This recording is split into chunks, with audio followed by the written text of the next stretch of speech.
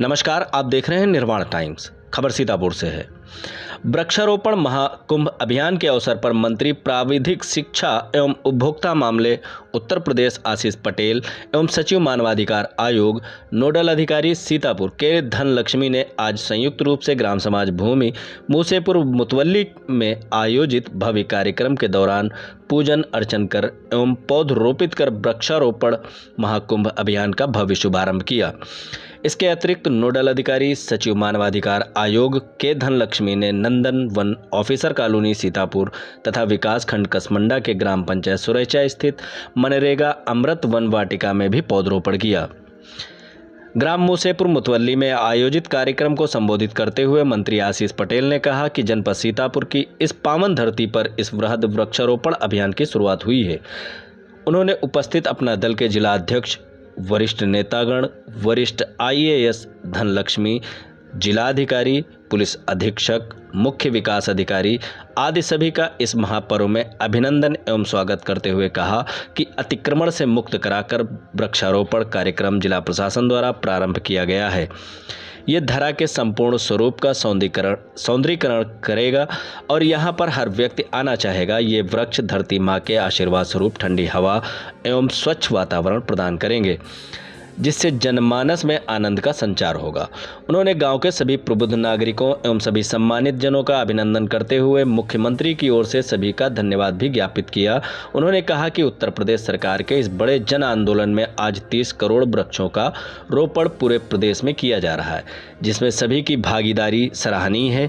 उन्होंने रोपित किए पौधों की सुरक्षा हेतु सभी को प्रेरित करते हुए कहा कि सरकार वृक्ष उपलब्ध करा सकती है, लेकिन रोपित होने के बाद उनको बचा कर रखना और उनकी सुरक्षा रखने की जिम्मेदारी बिना भागीदारी के संभव नहीं है। आइए सुनवाते हैं क्या कुछ कहा मंत्री आशीष पटेल ने। आएंगे सब लोग ध्यान रखें, जो हमारे छोटे छोटे बच्चे आए हुए हैं, मैं आप सबसे एक अनुरोध करूंगा, आप यहाँ DFO साहब, एक इनको पेड़ जब आप उपलब्ध कराएंगे तो इनको पेड़ ही नहीं एक संकल्प भी दीजिए कि ये पेड़ ले जाएंगे और अपने घर के सामने लगाएंगे, और जब ये प्राइमरी पास करके बाहर निकलेंगे, सेकेंडरी एजुकेशन में जाएंगे, मतलब 6, 7, 8, 9, 10 में जाएंगे, तो ये उसी पेड़ के नीचे आकर के खड़े होंगे और कहेंगे गर्व के साथ कि ये पेड़ मैंने जब मैं प्राइमरी में पढ़ता था तब मैंने लगाया। करोगे बच्चों? जो नहीं करना चाहता वो हाथ उठाए। सब करेंगे ना? एक पेड़ क्या क्या देता है मैं आपको बताता हूं। आपकी जो कार्बन डाइऑक्साइड जो सांस से निकलती है या गाड़ियों से, इंडस्ट्री से, कहीं से निकलती है, उसको ये सोखती है और उसके बदले क्या निकालता है पेड़? ऑक्सीजन। और वो ऑक्सीजन किस काम आती है? सांस लेने के। तो एक पेड़ कितना उपयोगी है, मैं तो गर्व के साथ कहना चाहता हूं, हमारे माननीय मुख्यमंत्री जी के नेतृत्व वाली हमारी जो डबल इंजन की सरकार है, इसने पिछले 6 वर्षों के कार्यकाल में उत्तर प्रदेश में पिछला जो हरित क्षेत्र था, DFO साहब अगर मैं गलत तो नहीं कह रहा हूं, उसमें 9% तक की ऊंचाई को प्राप्त कर लिया है। ये हमारी सरकार ने किया।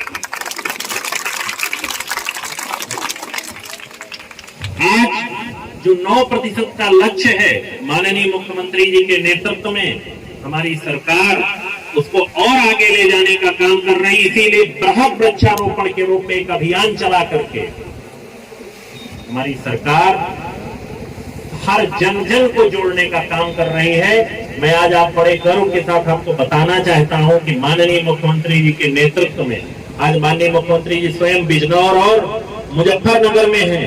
हर कैबिनेट मंत्री को 2-2 जिले दिए गए हैं कि 2-2 जिलों में जाकर के वृक्षारोपण। यहाँ के बाद मैं लखीमपुर खीरी जाऊंगा।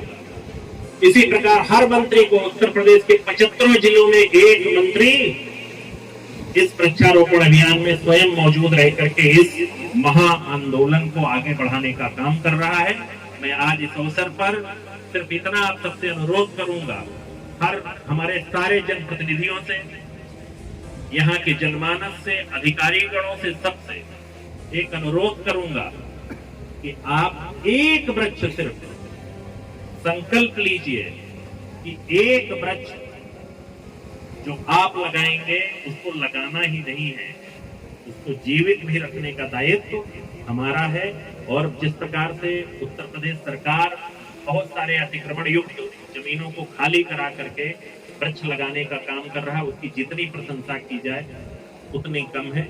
बस इन्हीं शब्दों के साथ पुनः इस पूरे अभियान में जिलाधिकारी के नेतृत्व में जो हमारा अभियान चला है, हमारे मुख्य विकास अधिकारी डीएफओ और उनकी पूरी टीम को मैं बधाई देता हूं और एक अनुरोध जरूर करना चाहता हूं। डीएम साहब, सीएसआर के माध्यम से जहां आपको ये लगे कि ये पेड़ को ट्री गार्ड की जरूरत है, तो वहां पर बहुत सारे आप इंडस्ट्री होंगी, यहाँ पर उनसे कोऑर्डिनेट करिए और उनसे कहिए कि आप हमें ट्री गार्ड उपलब्ध कराएं।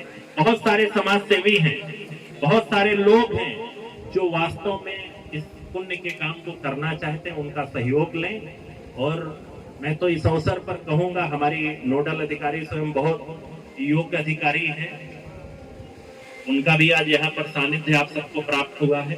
बस मैं इसी अवसर पर एक विषय अंत में रखते हुए आपसे अपनी वाणी को विराम देना चाहूंगा।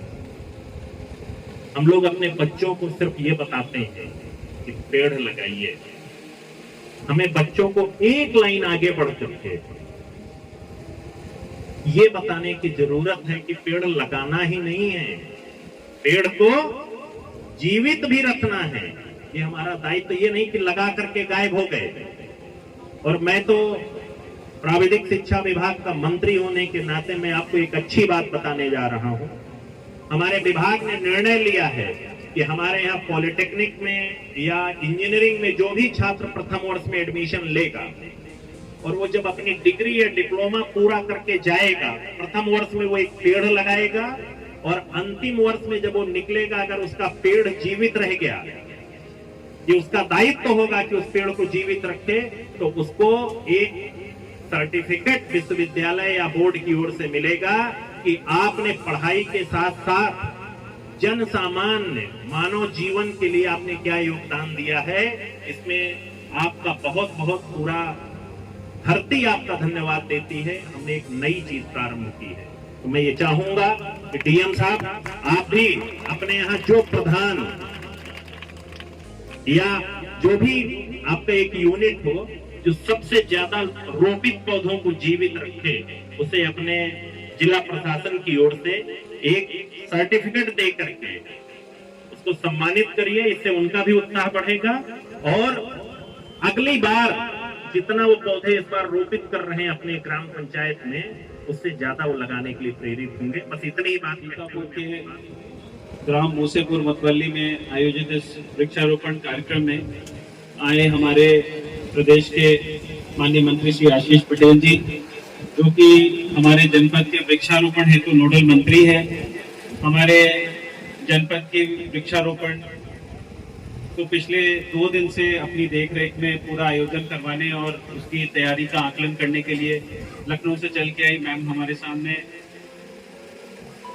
धनलक्ष्मी मैम, जिला पंचायत अध्यक्ष प्रतिनिधि, सीडीओ साहब, एसपी साहब, हमारे समस्त मीडिया बंधु और हमारे ग्रामवासियों, आप सभी का इस कार्यक्रम में आने के लिए और बढ़ चढ़ के वृक्षारोपण के इस कार्यक्रम में साथ देने के लिए मैं हार्दिक धन्यवाद और अभिनंदन करता हूं। सर, मैं आपको बताना चाहूंगा कि ये नैमिषारण्य शब्द में ही सर अरण्य है, जिसका अर्थ फॉरेस्ट होता है, जंगल होता है। और पौराणिक काल से ही ये हिमालय की तलहटी पे बसा हुआ एक वन से आच्छादित क्षेत्र है। धीरे धीरे यहाँ पे जैसे जैसे आबादी बढ़ी तो वन का क्षेत्र कुछ कम हुआ, लेकिन पिछले 5 वर्षों में या कहें कि पिछले 7-8 वर्षों में लगातार जो हम लोग, जैसे ही बरसात पहली 2-3 बारिश हो जाती है तो उसके बाद एक बृहद लक्ष्य हमें मिलता है और एक बृहद वृक्षारोपण का कार्यक्रम जन सहयोग से करवाया जाता है। इसी के क्रम में इस बार भी हमें हर वर्ष से अधिक 72 लाख का लक्ष्य मिला है। 60 लाख का रोपण हम आज कर रहे हैं और शेष 12 लाख का रोपण हम 15 अगस्त को करेंगे। और हमारा इस बार प्रयास है, जैसा कि सर आपने निर्देशित किया कि ट्री गार्ड हो, हमारा यह प्रयास है कि जो भी हम वृक्षारोपण करें उसको या तो किसी किसान को, किसी इंडिविजुअल को, किसी छात्र को उनके घरों में, उनके 1 to 1 उनको दे के करें, या तो हम उसको एक ताड़-बाड़ वाले क्षेत्र में, एक प्रोटेक्टेड क्षेत्र में करें, जिससे कि वो अपनी पूरी लाइफ और जिससे कि वो बड़े हो सके। इसके साथ ही साथ जैसा कि सर माननीय मुख्यमंत्री जी का भी निर्देश था और आपने भी निर्देश दिए, सभी को हम लोगों ने जो प्रेरित भी किया है कि वो अपने घरों के आगे सहजन का पेड़ लगाएं, क्योंकि काफी गुणकारी वृक्ष है और घर के आगे रहता है तो एक मेडिसिनल वैल्यू भी होती है और वातावरण को भी काफी स्वच्छ करता है। तो घर के आगे सहजन के वृक्ष को लगाने हेतु हमने लगातार हम प्रेरित कर रहे हैं। और शहरों में भी हम लोग छोटे छोटे पैचेस को पकड़ के एक सिटी फॉरेस्ट, एक शहर वन का कंसेप्ट के आधार पे हम लोगों ने इस बार नंदनवन की शुरुआत करी है, जिसको हम और एक बृहद रूप देंगे। कुछ हमारे औद्योगिक विभाग को भी हम लोगों ने प्रोत्साहित किया है, वो मियावाकी पद्धति से जहाँ पे बहुत ही घना वृक्ष लगाया जाता है, वो भी हम लोगों ने इस बार करने का प्रयास किया है। मैं सर पुनः आपको आश्वस्त करता हूँ कि आपने जो अपनी मंशा यहाँ पे रखी है कि एक बृहद वृक्षारोपण और एक सफल वृक्षारोपण हो, और साथ ही वृक्ष सिर्फ हम लगाए नहीं, वो बड़े भी हो, बढ़े भी, इसका सर हम लोग अक्षरशः पालन करेंगे। और अगले वर्ष जब आप आएंगे सर तो ये समस्त वृक्ष आपको जीवित ही मिलेंगे। धन्यवाद।